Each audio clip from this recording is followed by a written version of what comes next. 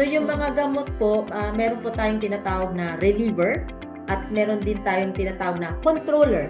Yung reliever po, pang immediate relief lang, rescue po. So ang halimbawa po niyan ay mga salbutamol, and it is fast acting but it's also short. So it does not prevent the attacks, it just relieves you.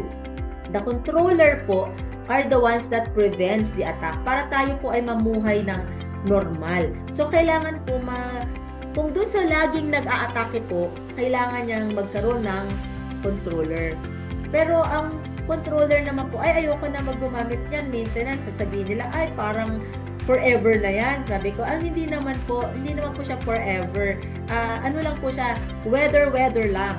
So, pag pangit po ang weather, kailangan po may gamot.